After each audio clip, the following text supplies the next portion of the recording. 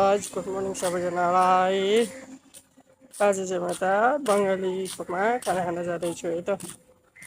खाना खान जाँदैछु, के मिल्छ हेरौँ है त। अभी मजा आएगा ना भिडो। मैले यसो खानाहरू लिएर आइसकेको छु।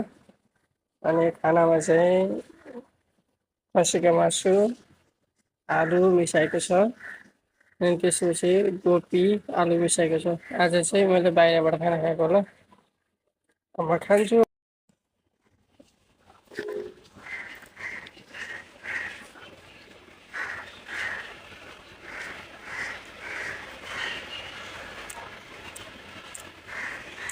दामी छ।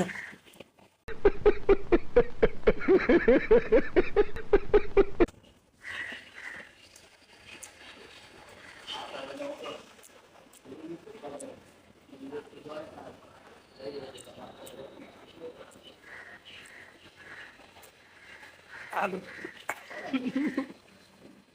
छरिङहरू खाना है, छरिङहरू खान साह्रै सबै।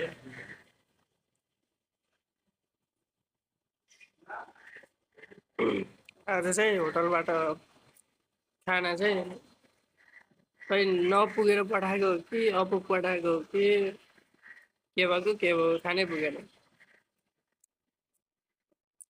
त्यही भएर बाहिर खाना खानु पर्यो।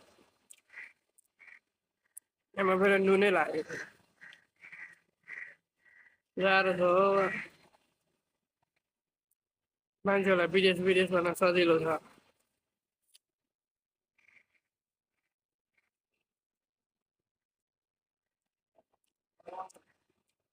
हो साथीहरू, सुरुमा त मिठो लाग्यो, हेर्दाखेरि खाम जस्तै लाग्यो। बङ्गालीको खाना त कडा हुने रहेछ त नि। खाम चाहिँ लाग्यो। अहिले खाएर त पेट त हरि बोलिरहेको छ हौ। पिरो पनि के साह्रो ठोएको मा टोक्नेहरू।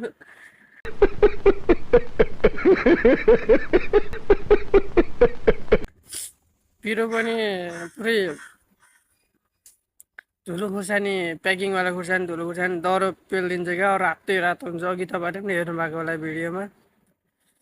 या पेट पोलेर हैरान भएर चाहिँ ग्यास्ट्रिक हुने मान्छे, ब्लड प्रेसर हुने मान्छे, सुगर हुने मान्छे त सिधै माथि पुग्छ होला यो खाना खायो भने त।